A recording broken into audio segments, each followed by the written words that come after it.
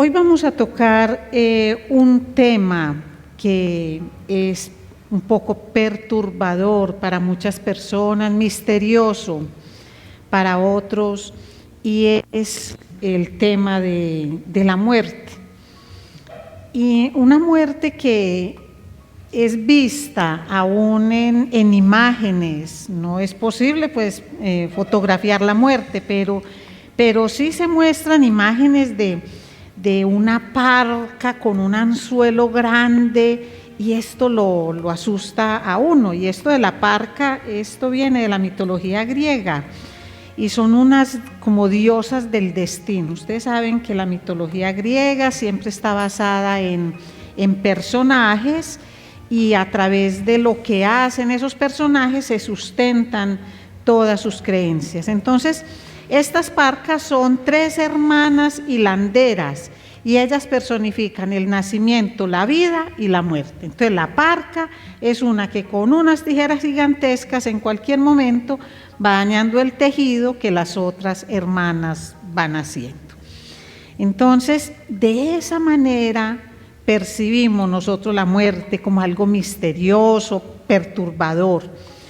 Y todos sabemos que un día vamos a morir, pero ese día lo vemos muy lejano. Bien sea porque estamos jóvenes, sanos, porque tenemos muchas ganas de vivir, porque tenemos muchos planes y muchos proyectos. Pero, ¿qué sucede cuando de pronto un diagnóstico médico se atraviesa en medio de esos planes y esos proyectos? Si bien sabemos que el día y la hora nadie lo sabe, a excepción de una eutanasia asistida o dirigida, como tristemente se está viendo ahora, sino aquellos que sabemos que Dios es el dador de vida y que Él mismo nos concede un tiempo, como una licencia para estar aquí. Entonces, cuando un diagnóstico de estos interrumpe como eso que estamos haciendo, cada persona reacciona de una manera muy diferente. ¿Y por qué? Porque la persona reacciona de acuerdo a lo que son sus creencias y sus circunstancias. Según lo que yo piense que pase, cuando mi corazón deje de latir y para dónde voy, yo voy a percibir la muerte de una manera. Según las circunstancias que estoy viviendo, de enfermedad o de salud, de cosas que llamamos muy buenas o de cosas que llamamos muy dolorosas, entonces de esa misma manera nosotros reaccionamos. Entonces, mucho se dice, bueno, si supieras que te queda este solo día de vida, ¿qué harías? Y la verdad es que es una noticia que paraliza, hablando en términos generales. Entonces, eso de decir, no, vea, yo, si me dicen que no me queda sino esta semana de vida o este día de vida, yo haré tal cosa. Y escribiendo son unas cosas completamente maravillosas, pero otra cosa es uno estar viviendo la circunstancia, viviendo el momento. Entonces, lo cierto es que en la mayoría de las personas se presenta un temor que paraliza y se va dando un aislamiento, porque la persona empieza a negar, no, eso no es posible, no, porque yo, porque a mí, porque... Y empieza todo ese proceso. Entonces, son procesos que se buscan mucho vivir en soledad, así no sea lo más conveniente. Entonces, cada uno responde de manera completamente diferente, así que no hay como una guía y decir pasó 1 esto, pasó 2 lo otro, sino tantas circunstancias, tantos determinantes como personas que existen, así de esa manera se reacciona. Pero eso es lo que hace que sea tan complejo pensar en esto. Pero hoy nuestro amado Dios y Señor nos da un ejemplo de una persona a la cual el mismo Señor le anunció cuándo iba a morir, en qué sitio y en qué circunstancia o de qué manera iba a ser llevado su cuerpo de esta tierra, porque realmente no hubo muerte en él, sino que fue llevado al cielo. Y estamos hablando del profeta Elías. Vamos a estudiar la enseñanza de hoy, la vamos a anclar en el capítulo 2 del segundo libro de Reyes, segundo libro de Reyes, capítulo 2.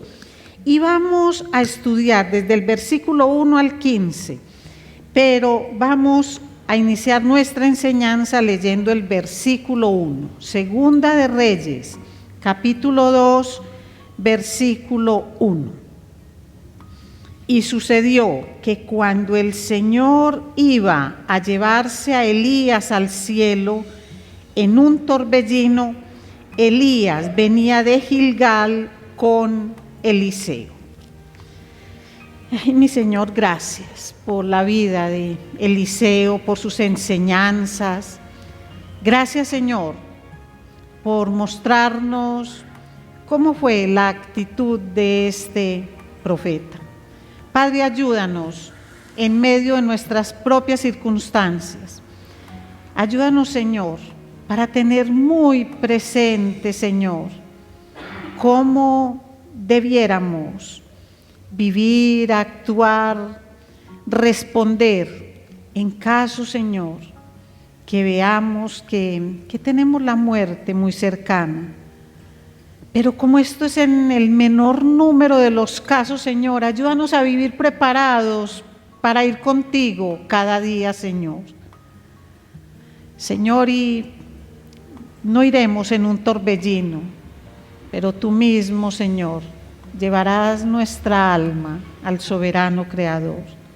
Gracias te damos, Padre amado, por esta enseñanza. En el nombre de Cristo Jesús. Amén. Elías entonces llevado al cielo en un torbellino. Y esto lo que hace es mostrar más majestuosas todas las cosas de Dios con este profeta. Entonces vamos a hacer un recordatorio de Elías. Elías entrenado en el arroyo de Querit. Elías moldeado en la casa de una viuda en Sarepta. Elías utilizado por Dios para enfrentar a un rey pagano. Elías luego entrenado por el Señor en el monte Carmelo, para que a través de él 450 sacerdotes de Baal fueran eliminados, como quien corta un cáncer, como quien acaba con la maldad de esa manera. El Señor le permitió a Elías que lo hiciera. Vemos a un Elías restaurado por el Señor, no consolado, sino restaurado cuando sufrió esa depresión, luego de ser amenazado por Jezabel, y cómo el Señor lo volvió a levantar de esa profunda depresión, porque era necesario que Elías siguiera levantando su voz frente a los atropellos, frente a las injusticias de estos reyes paganos. Y finalmente Dios le concede a Elías un amigo fiel, un hombre que iba a recibir esa labor profética, ese hombre que iba a hacer su reemplazo cuando él ya no estuviera. Y todo el tiempo vimos características especiales, muy especiales en Elías: valentía y humildad. Un hombre que no tuvo pompa, un hombre que no estuvo a toda la gente diciéndole lo que hacía, pero tampoco estaba acobardado cuando el peligro se cernía sobre él, salvo esa ocasión en que la depresión lo llevó a esconderse en esta cueva. Y vemos a Elías, que es el segundo hombre en la Biblia que es llevado al cielo sin conocer la muerte. El otro es Enoc, y lo dice Génesis 5:24, que Enoc anduvo con Dios y desapareció porque Dios se lo llevó. Y dice luego en Hebreos 11:5 que por la fe Enoc fue trasladado al cielo para que no viera muerte, y no fue hallado porque Dios lo trasladó, porque antes de ser trasladado recibió testimonio de haber agradado a Dios. Y ahorita vemos a Elías. Cuando avancemos aquí en la lectura veremos en el versículo 11 que Elías subió al cielo en un torbellino, así como el Señor lo dice aquí desde el principio en el versículo 1. El Señor iba a llevarse a Elías al cielo en un torbellino. Entonces, decimos, bueno, pero entonces ellos son los dos únicos que en las Escrituras aparecen detallados, pero ¿saben algo? Primera de Corintios 15 nos dice que hay posibilidades para otras personas que estén vivas cuando se dé la segunda venida del Señor. Ustedes pueden leerlo ahí en sus Biblias, en Primera de Corintios 15, desde el versículo 51, y dice: He aquí os digo un misterio, no todos dormiremos, pero todos seremos transformados en un momento, en un abrir y cerrar de ojos, a la trompeta final. Pues la trompeta sonará y los muertos resucitarán incorruptibles, y nosotros seremos transformados, porque es necesario que esto corruptible se vista de incorrupción, y esto mortal se vista de inmortalidad. Pero cuando esto corruptible se haya vestido de incorrupción y esto mortal se haya vestido de inmortalidad, entonces se cumplirá la palabra que está escrita: devorada ha sido la muerte en victoria. Sabemos que estamos hablando de la segunda venida del Señor, y cuando eso suceda, unos ya habremos dormido y los otros estarán o estaremos vivos, despiertos. Entonces no veremos la muerte, pero sí sufriremos una transformación. La cuestión es que de esto nadie sabe ni el día ni la hora. Y a nosotros que tenemos a nuestro Señor y Salvador no nos genera angustia, sino que lo leemos con esperanza. No que estemos buscando la muerte ya, sino que pensar en la muerte no es para nosotros algo que nos quite la respiración, que nos frene en nuestra vida. No, lo que nos anima es no solamente a creer, sino a obedecer al Señor en todo lo que Él dice, porque tenemos claro que el día y la hora nadie lo sabe y que en todo momento debemos estar preparados. Pero miremos muy bien, mis amados, estas enseñanzas finales de Elías. El versículo 1 dice, volviéndolo a leer, que cuando el Señor iba a llevarse a Elías al cielo en un torbellino, Elías venía de Gilgal con Eliseo. Entonces, lo que le está diciendo el Señor, le está dando pues como un detalle completo, y le está diciendo: en este día, en este lugar y de esta manera, en un torbellino. Así, de esa forma se lo dijo claramente el Señor. ¿Y qué hizo Elías en ese momento? Él estaba en Gilgal, salía pues como de Gilgal, que era el sitio donde él estaba. Y él estaba en lo que nosotros llamamos su cotidianidad, su día a día. Lo normal, si a cualquiera de nosotros le pasa, es que se sentara a meditar, que fuera y se despidiera de su gente, que buscara hacer como algo como muy significativo, pero que los demás pudieran ver, como que él se está despidiendo, que está soltando esas relaciones, esas actividades, esas cosas. Pero miremos qué fue lo que él hizo, y lo vamos a leer del versículo 2 al 5. Y Elías le dijo a Eliseo: te ruego que te quedes aquí. ¿Aquí en dónde? En Gilgal, que es donde sucede esto. Porque el Señor me ha enviado hasta Betel.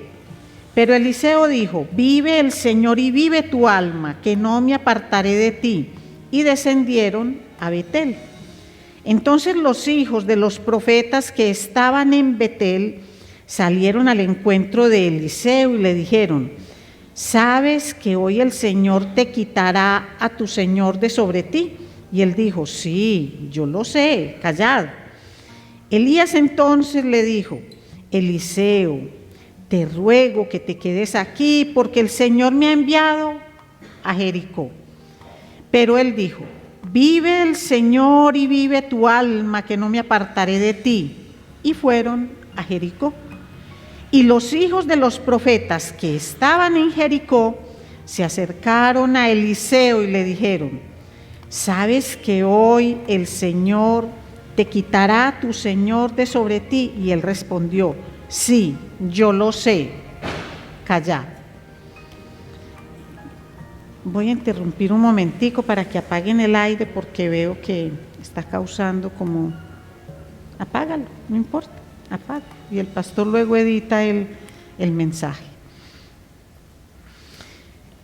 Entonces le dice que se quede ahí en esos sitios por donde está pasando. Entonces miren, el sitio en el cual estaban Elías y Eliseo era Gilgal. Y vamos a poner un énfasis en estos lugares, porque es que, miren mis amados, uno a veces lee y sí, uno sabe que son sitios no solamente históricos, sino que son sitios bíblicos donde han sucedido cosas que son interesantes, importantes. Y si el Señor en el último día de Elías los destaca, es porque tienen una significación muy especial. Entonces, Gilgal, ese es el sitio donde acampó el pueblo de Israel cuando cruzaron el Jordán para entrar a Canaán. Estos 3 sitios que vamos a ver, o 4 contando el Jordán, son cercanos entre sí. Sí hay que desplazarse, pero uno los mira en el mapa y están muy cercanos.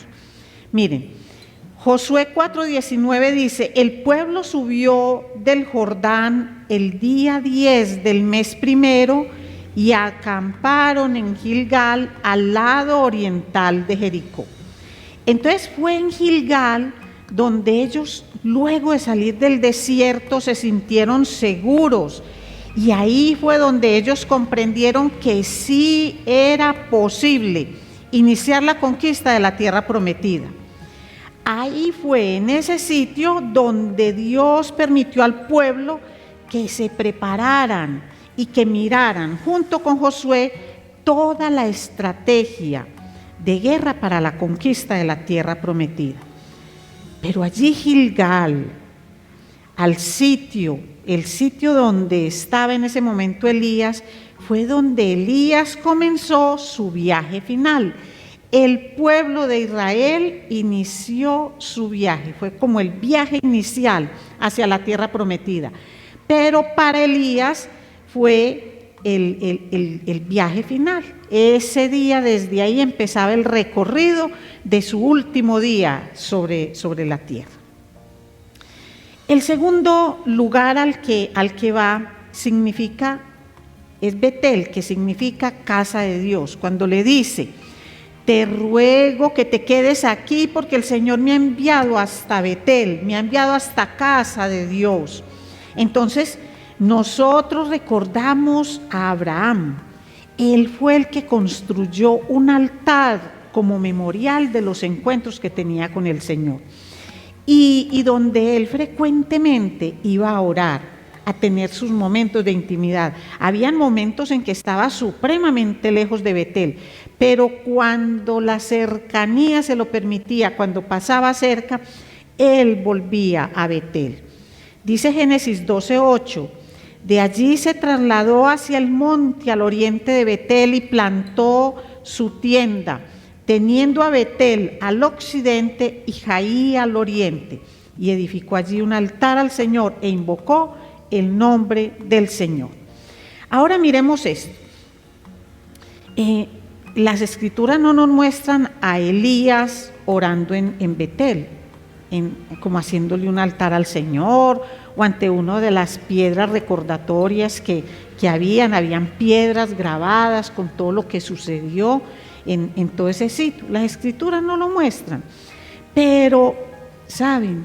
En el tiempo que Dios entrenó a Elías, Dios mismo le permitió a Elías tener altares no físicos en Querit y en Sarepta, como muchas veces pasa con nosotros, porque Dios utilizó con Elías lugares y circunstancias para enseñarle dependencia y madurez, para que él orara, para que tuviera comunión con él, una íntima comunión con él. Entonces, cuando el Señor manda a Elías que vaya a Betel, todo esto viene a su mente. Pero recuerden que él no viaja solo. A cada sitio que él va, su amigo fiel, aquel que lo va a reemplazar, está con él. Y dice: no te voy a dejar, es que no te voy a soltar, Elías. No me insistas porque voy a estar contigo.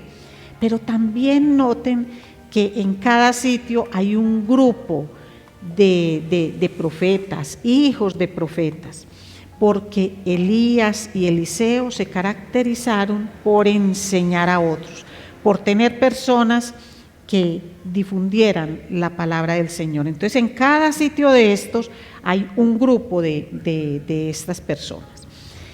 Pero luego le dice, entonces Elías, versículo 4, le dijo: Eliseo, te ruego que te quedes aquí porque el Señor me ha enviado a Jericó. Y Jericó, creo que todos lo recordamos, porque Jericó es el lugar de batalla. Es el lugar donde el Señor le comprobó al pueblo que las batallas no se ganaban ni por la fuerza ni con las armas que ellos creían, sino que Él, el Jehová de los ejércitos, era quien les iba a mostrar con todo su poder cómo se vencía una batalla, porque Él que los estaba llevando a la tierra prometida, si ellos eran obedientes a Él, a sus mandatos, Él sería el líder, el jefe en todas las batallas que tuvieran. Entonces, allá lo lleva.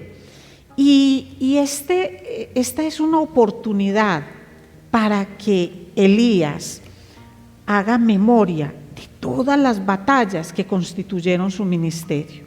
Y ya las hemos planteado, ya las hemos visto, porque cada batalla era un triunfo de Dios. No era un triunfo de Elías, sino que era un triunfo de Dios. Aún en el arroyo de Querit, en Sarepta, siempre los milagros de Dios estuvieron ahí, siempre fue la mano poderosa del Señor la que lo sustentó y le dio la victoria.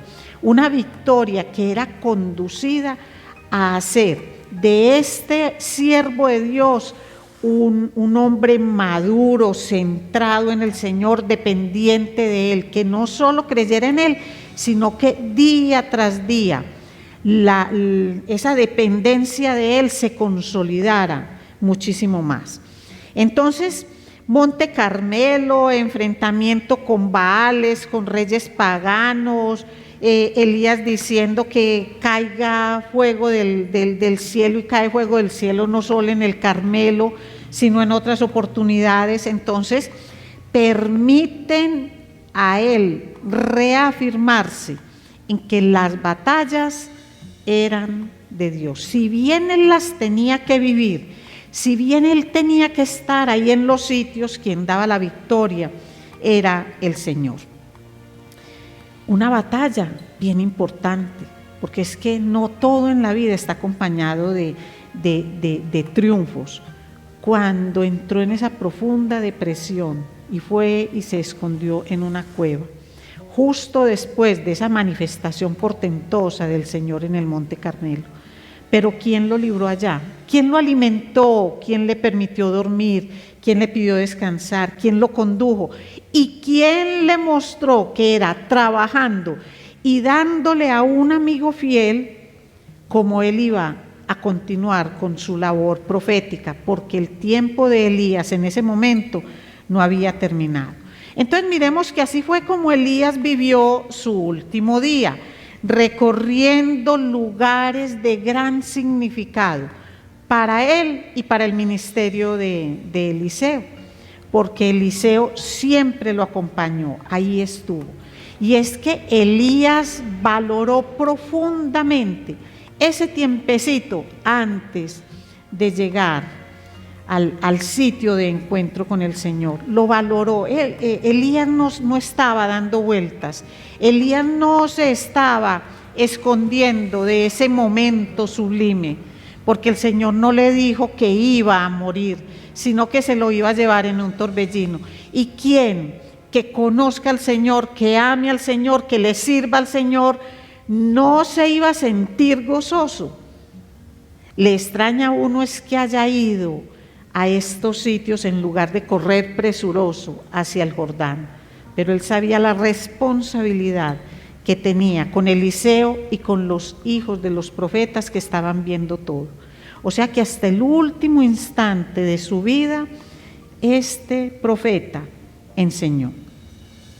Pero hubo otro que también valoró hasta el último instante, y ese fue Eliseo.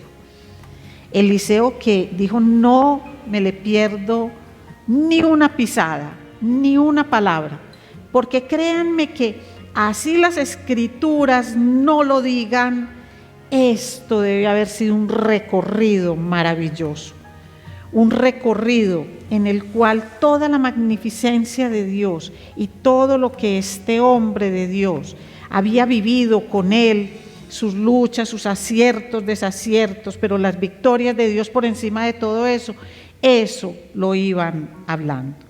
Entonces vamos a mirar a dónde llegan y a ese destino, a ese sitio de encuentro. Entonces, versículo 6. Entonces Elías le dijo: te ruego que te quedes aquí porque el Señor me ha enviado al Jordán. Pero él le dijo: vive el Señor y vive tu alma, que no me apartaré de ti. Siguieron pues los dos. Y 50 hombres de los hijos de los profetas fueron y se pararon frente a ellos a lo lejos, mientras ellos dos se pararon junto al Jordán. Entonces Elías tomó su manto, lo dobló y golpeó las aguas, y éstas se dividieron a uno y otro lado, y los dos pasaron por tierra seca. Entonces, ahí vemos cómo sigue firme Elías, pero firme también Eliseo. Ahí sigue. Entonces, llega por fin a este sitio de encuentro. Y aquí con uno dice, pero 3 veces le dice: déjame solo. Qué insistencia por estar solo. Pero no es que Elías quisiera intimidad para vivir ese proceso, porque en el fondo eso estaría mostrando como cierta nostalgia por lo que deja. No, una responsabilidad muy grande con aquel a quien deja, porque era necesario mirar hasta dónde este hombre persistía y estuvo ahí con él. Entonces, miren cómo sigue Elías en ese derroche como de generosidad y de amor con Eliseo. Versículos 9 y 10. Y cuando habían pasado, Elías le dijo a Eliseo: pide lo que quieras que yo haga por ti antes que yo sea separado de ti. Y Eliseo le dijo: te ruego que una doble porción de tu espíritu sea sobre mí. Y él le dijo: has pedido una cosa difícil. Sin embargo, si me ves cuando sea llevado de ti, así te sucederá. Pero si no, no será así. Entonces miren qué bonito esto. Pide lo que quieras. que yo te dé. Un hombre con todo el poder que tenía, que había sido visto de toda la gente, y él le dice, lo que yo quiero es una doble porción del espíritu que tú tienes. Miren, Eliseo no buscaba ser más grande que Elías. No es eso. Lo que Eliseo quería era estar seguro que iba a tener el favor de Dios, esa unción especial de Dios para cumplir con la labor profética que se le avecinaba.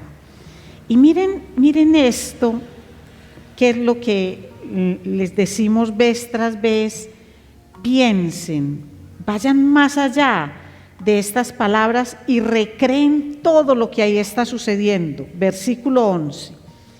Y aconteció que mientras ellos iban andando y hablando, ellos no iban callados, no iban llorando, andando y hablando. He aquí, apareció un carro de fuego y caballos de fuego que separó a los dos. Y Elías subió al cielo en un torbellino. Van caminando, van hablando, contando todas las maravillas que él ha vivido, dándole aliento, porque es que la labor de profeta no es sencilla. La labor de siervo de Dios es una labor sacrificial. Se ve el poder de Dios, pero eso no exime del sufrimiento y de la prueba al siervo de Dios. Iban hablando y el fuego, ese carro de fuego y el caballo se para entre los dos. Y Elías fue llevado en un torbellino. Elías no fue llevado en un carro de fuego tirado por caballos, no. Fue llevado, como el Señor se lo dijo desde el principio, en un torbellino. Pero ahí estaban el carro de fuego y los caballos separando a los dos.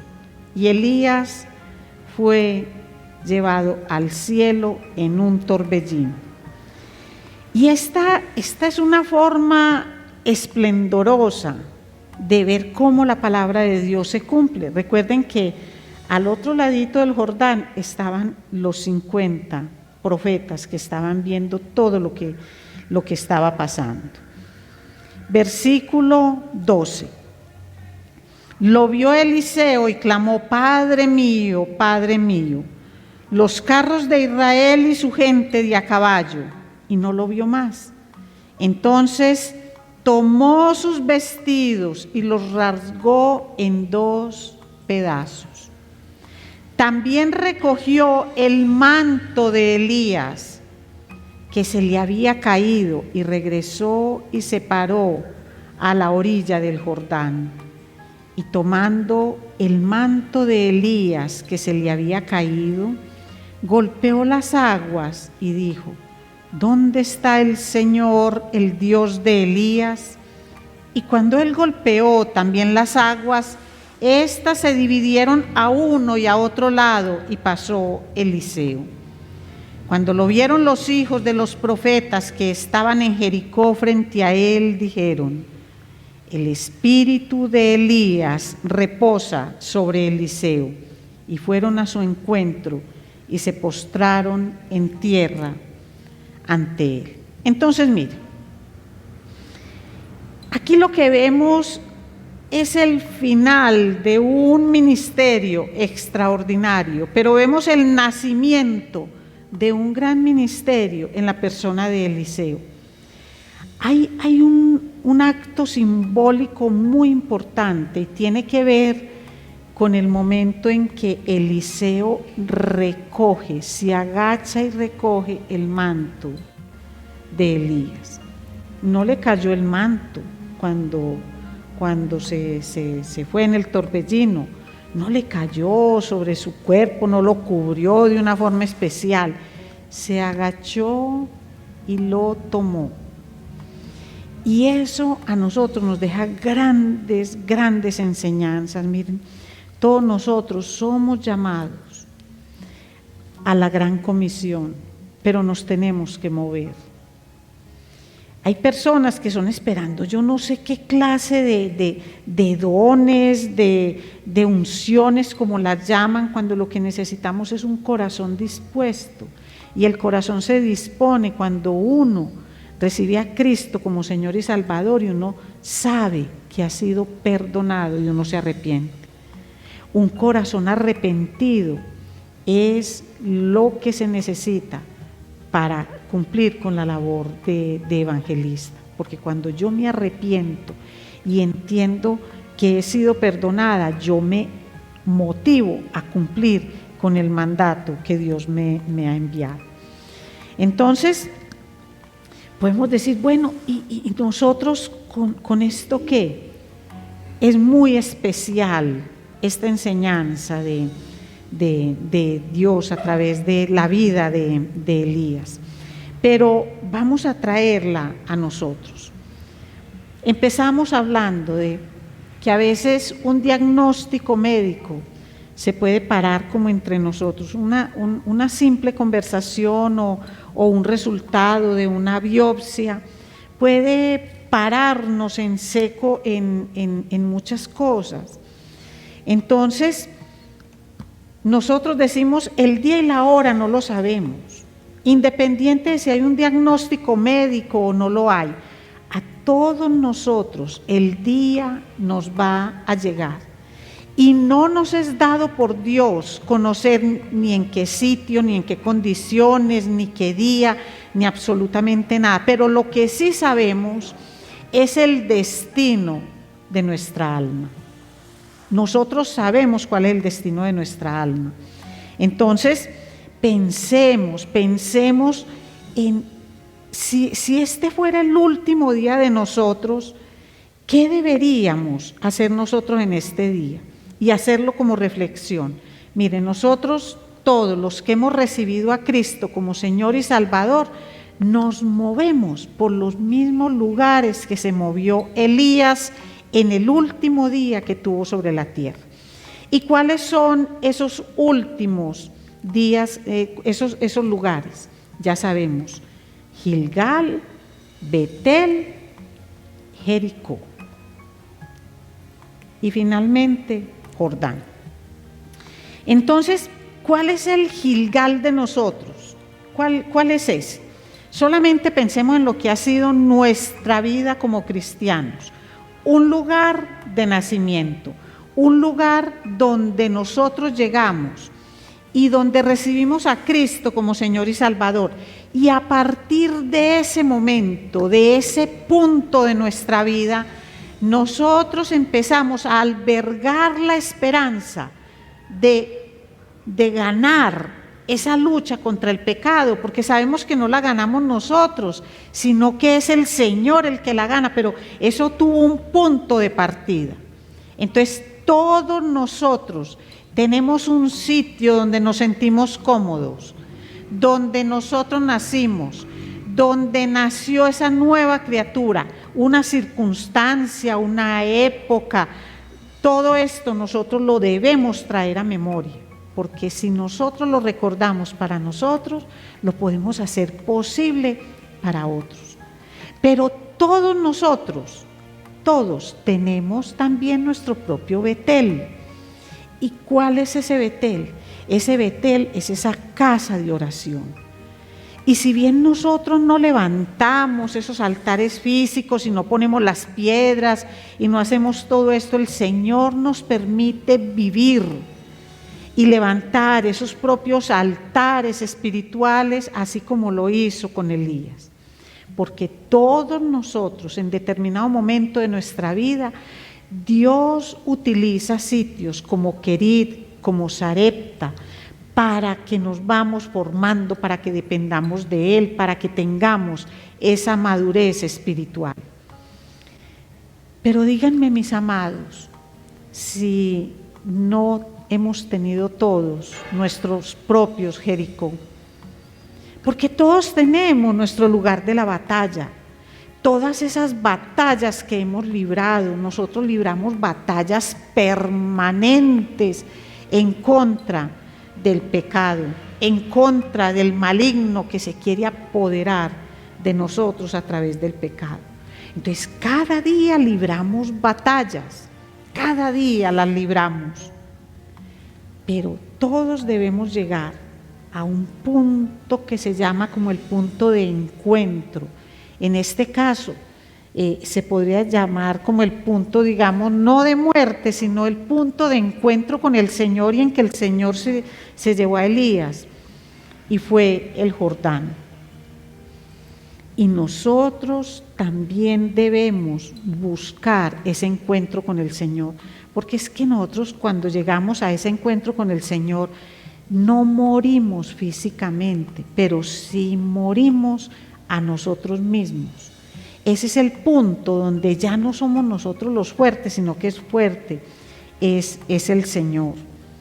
Y es el momento en el cual decimos con toda sinceridad, como cuando tenemos ese derroche de amor por el Señor y por su palabra, y le decimos, como dice Gálatas 2:20, con Cristo he sido crucificado, y ya no soy yo el que vive, sino que Cristo vive en mí. Y la vida que ahora vivo en la carne, la vivo por la fe en el Hijo de Dios, el cual me amó y se entregó a sí mismo por mí. Entonces, miren, que si bien esto es una analogía que se puede hacer de estos sitios, es completamente real para nosotros. Ahí está, en el último día de Elías debe estar contenido lo que nosotros cada día de nuestra vida, hasta que venga el Señor o hasta que Él nos lleve a su presencia, lo que debemos hacer. Entonces debemos siempre tener presente que somos nueva criatura. Debemos siempre tener nuestro lugar de oración. Debemos tener siempre presente que habrán batallas en nuestra vida, y que solo cuando lleguemos a ese punto de encuentro con el Señor seremos victoriosos, porque la batalla no es en nuestras fuerzas, no es con nuestras armas, sino que la batalla es del Señor. Y ¿saben algo? No nos preocupemos por ser llevados en un remolino, o que hayan esas cosas tan esplendorosas. Recordemos que Cristo murió en la cruz para pagar con su sangre mi pecado. Entonces, cuando nosotros entregamos nuestra alma al Creador, cuando ya este corazoncito deja de palpitar, cuando ya no es necesario que el aire entre a inflar nuestros pulmones, ya el Señor en sus brazos amorosos nos lleva a la presencia del Padre. Vamos a darle gracias al Señor por su palabra, y vamos a creerlo, porque es cierto. Porque esto de Elías no es un cuento, esto es una realidad para nosotros que vivimos por fe, que andamos por fe, y que creemos que es nuestro Señor el que nos ayuda a librar esas batallas de cada día, y que somos victoriosos en su nombre. Amén.